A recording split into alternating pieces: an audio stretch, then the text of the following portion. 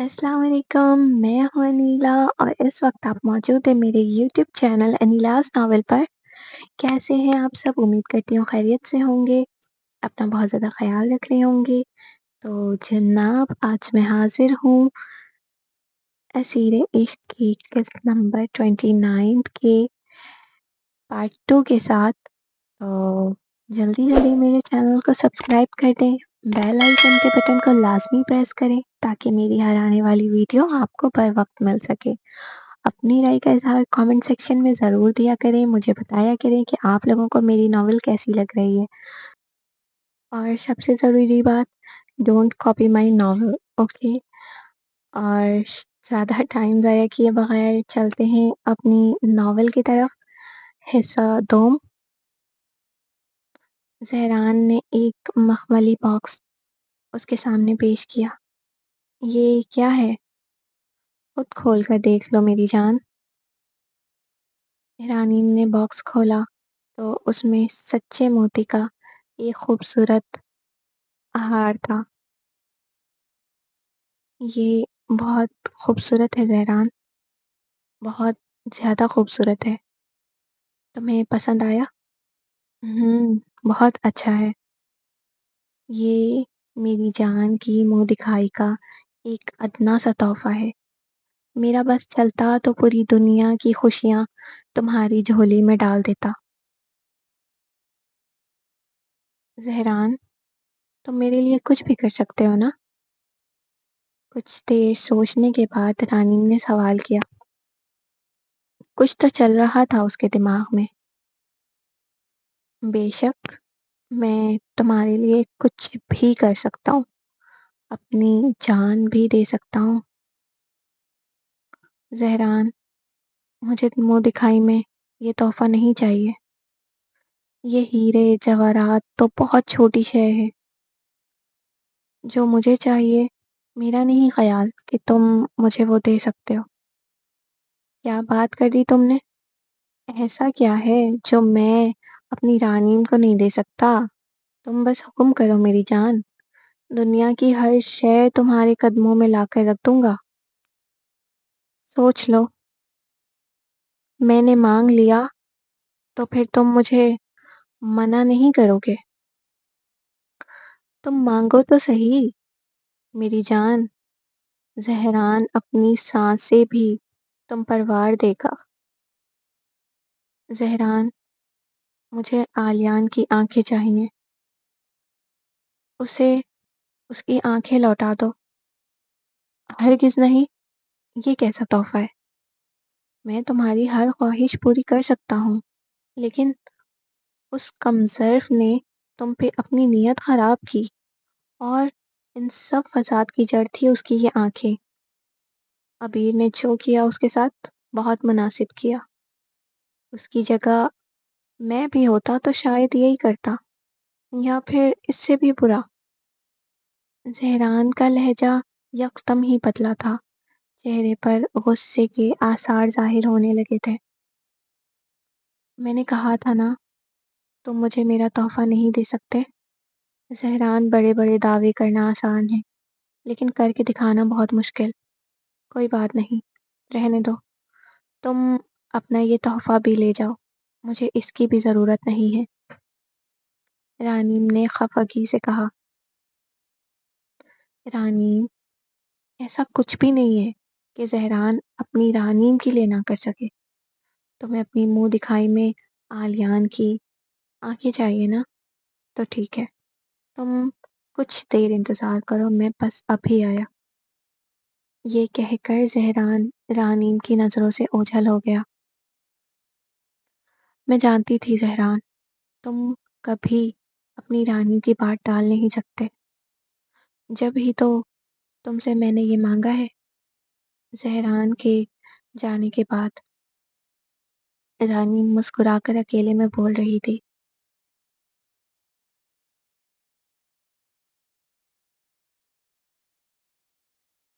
फ़जर होने में कुछ ही वक़्त बाकी था। रात के तीसरे पहर आलियान नमाज़े तहज्जुद की अदायगी के लिए उठा था कि अचानक उसका कमरा सफ़ेद रंग की शुआओं से रोशन हुआ। پھر پھر پورا کمرہ منموہک خوشبو سے معطر ہو گیا تھا۔ کون ہے؟ وہ دل فریب خوشبو آلیان کے ناک سے ٹکرائی تو اس نے گھبرا کر پوچھا۔ زہران۔ ایک وجیح آواز آلیان کے سماعتوں سے ٹکرائی جسے وہ بہت اچھی طرح پہچانتا تھا۔ زہران، دیکھو، میں اپنی غلطی پر بے حد شرمندہ ہوں۔ تم نے مجھے سزا بھی دے دی ہے، اب میرا رانیم سے کوئی تعلق نہیں ہے۔ آلیان گھبراہٹ کے مارے بولا۔ گھبراؤ نہیں، میں یہاں تمہیں کوئی نقصان پہنچانے نہیں آیا، بلکہ اپنی بیوی کی منہ دکھائی کے تحفے کے لیے آیا ہوں۔ مما نے بتایا تھا کہ کل تمہارا اور رانیم کا نکاح تھا، سن کر بہت خوشی ہوئی، لیکن منہ دکھائی کے تحفے کا یہاں سے کیا تعلق ہے؟ آلیان نے بے یقینی سے استفسار کیا۔ تعلق تو ہے آلیان، جس رانیم سے تم بدلہ لینا چاہتے تھے، جس کی تم عزت لوٹنا چاہتے تھے، اس رانیم نے آج کی رات جو اس کے لیے سب سے خاص ہے، وہ مجھ سے کچھ بھی مانگ سکتی تھی۔ میں دنیا کی ہر شے اس کے قدموں میں بچھا دیتا، لیکن اس نے مانگا بھی تو کیا؟ مجھے آلیان کی آنکھیں چاہیے، اس کی آنکھیں لوٹا دو زہران، یہ الفاظ تھے اس کے۔ میں بہت شرمندہ ہوں زہران، مجھے رانیم کے ساتھ ایسی بدسلوکی نہیں کرنی چاہیے تھی، مجھے معاف کر دو۔ آلیان پشیمان ہو کر بولا۔ معافی مانگنی ہے تو اس سے مانگنا جس کے ساتھ تم نے ظلم کیا ہے۔ یہ کہہ کر زہران نے ہتھیلیوں کا دائرہ بنایا جس میں سے ایک برقناطیسی شعاع ظاہر ہوا جو آلیان کی آنکھوں کو چھونے لگا۔ لگ بھگ 5 منٹ کے بعد ہی آلیان کی آنکھیں بالکل ٹھیک ہو چکی تھیں۔ زہران، میری آنکھیں ٹھیک ہو گئی ہیں، مجھے سب دکھائی دے رہا ہے۔ آلیان خوشی سے چہک کر بولا۔ نئی زندگی مبارک ہو۔ یہ کہہ کر زہران آلیان کی نظروں سے اوجھل ہو گیا۔ زہران کراچی سے لاہور گیا تھا، اسے آنے اور جانے میں لگ بھگ آدھا گھنٹہ لگا تھا۔ اس نے آلیان کو بالکل ٹھیک کر دیا تھا، وہ رانیم کے پاس آ رہا تھا۔ زہران اپنے کمرے میں داخل ہوا تو اسے کمرے میں رانیم کہیں نظر نہ آئی۔ رانیم، رانیم، زہران نے اسے پکارا تھا، لیکن رانیم کا کوئی جواب نہیں ملا۔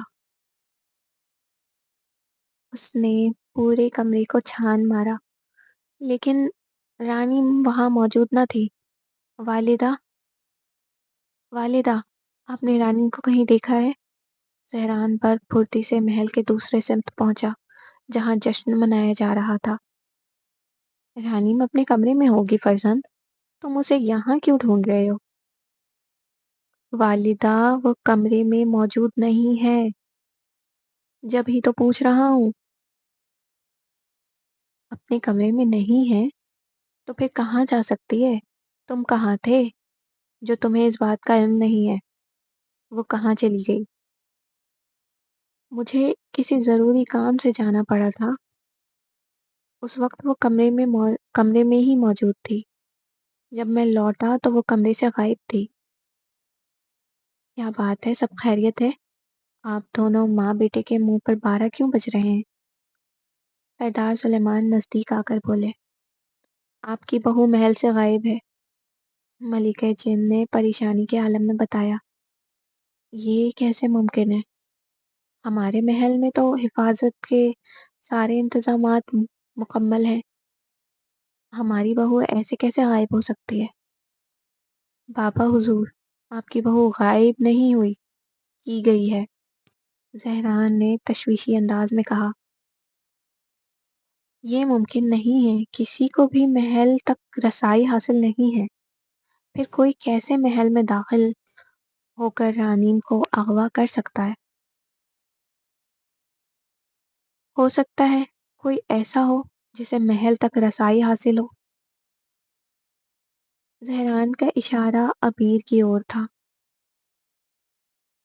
اگر تمہارا شک درست ثابت ہوا تو عبیر کو قبیلہ بدر ہونے سے کوئی نہیں روک سکتا، کیونکہ یہ اس نے بہت سنگین گناہ کیا ہے۔ سردار سلیمان کی بہو اس کی عزت پر ہاتھ ڈالنے والے کو سردار سلیمان کبھی نہیں بخشے گا۔ اگر یہ اس نے کیا ہے تو بخشوں گا میں بھی نہیں اسے، زہران غضبناک لہجے میں کہا۔ زہران نے غضبناک لہجے میں کہا۔ آج کے ایپیسوڈ کا اختتام ہوا، تو آپ لوگوں کو یہ ایپیسوڈ کیسی لگی اپنی رائے کا اظہار کامنٹ سیکشن میں ضرور دیجیے گا، مجھے بتائیے گا کہ آپ لوگوں کو میری ناول کیسی لگتی ہے۔ تو اپنا بہت زیادہ خیال رکھیے گا، ملتے ہیں نئے ایپیسوڈ کے ساتھ۔ اللہ حافظ۔